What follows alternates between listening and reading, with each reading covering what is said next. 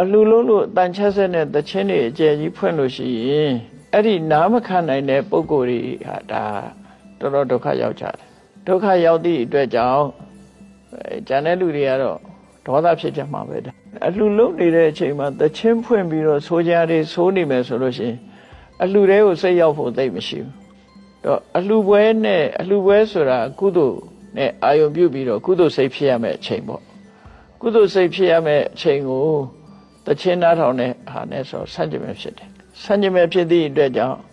သူလုပ်တဲ့လုပ်ငန်းနဲ့လုပ်ကိုင်နေတာနဲ့ကလုံးဝအဝင်ခွင့်ကြမဖြစ်ဘူးလို့တော့ပြော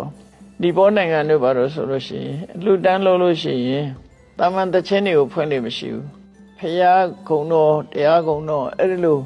ဘာသာရေးတချင်းလေးတွေကိုဖွင့်ပေးတယ်ဆိုကြဆိုတဲ့တချင်းတွေမဖွင့်ဘူးသူတို့ကမြန်မာနိုင်ငံမှာဒီအတန်ချက်ဆက်ဥပဒေရှိတယ်လို့ကြားတယ်အဲ့ဒီအကျယ်ကြီးဖွင့်လို့ရှိရင်သူအတန်ချက်ဆက်ဥပဒေကိုသူချိုးဖောက်ရရောက်တယ်ဖုန်းတို့လည်းလို့အကျယ်ကြီးဖွင့်တာမကြိုက်ဘူးတမဗျာအတန်ကျဲတာဟာဖရာကြိုက်တဲ့အလုပ်မဟုတ်ဘူးတမဗျာမြတ်စွာဘုရားကစကားကြဲကြဲပြောတော့မကြိုက်ဘူးတမဗျာ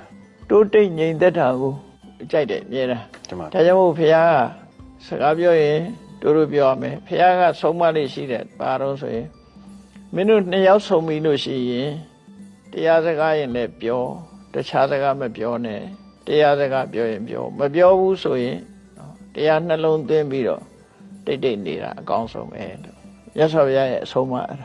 အဲ့ဒီအဆုံးအမကိုဖောက်ဖျက်ရရောက်တယ်တမဗျာအဲ့တော့ဘုရားစကားကိုလည်းဖောက်ဖျက်ရရောက်တယ်မလိုက်နာရရောက်တယ်နားတန်မခံနိုင်တဲ့ပုဂ္ဂိုလ်တွေအတွက်လည်းအကြီးအကျယ်ဒေါသကိုဖြစ်စေတယ်ဘုန်းကြီးတို့ကျောင်းမှာတော့ရှိရင်ဘာမှမဖွင့်ရဘူးတန်ချက်တဲ့ဘာတန်ချက်တဲ့မှမဖွင့်နဲ့ဖះလည်းမဖွင့်နဲ့တရားလည်းမဖွင့်နဲ့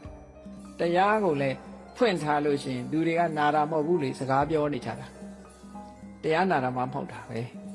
အဲ့တော့တရားမနာပဲနဲ့တရားဖွင့်ထားတာလည်းအဓိပ္ပာယ်မရှိဘူးပဋ္ဌာန်းပွဲတွေရွတ်ကြတယ်သွားကြည့်ပဋ္ဌာန်းနာတဲ့လူတယောက်မှမရှိဘူးတယောက်မှမရှိဘူးတကယ်စဉ်းစားကြည့်မယ်ဆိုရင်အဓိပ္ပာယ်မဲ့တဲ့အလုပ်တွေကိုလုပ်နေကြတယ်လို့ပဲဒီလိုပဲခံစားရဟုတ်သို့တော့ကိုဘာတတ်နိုင်ဘာတတ်သူတို့ကြိုက်လို့လုပ်တာလေသူတို့ကြိုက်လို့လုပ်သို့တော့အဲ့ဒါကို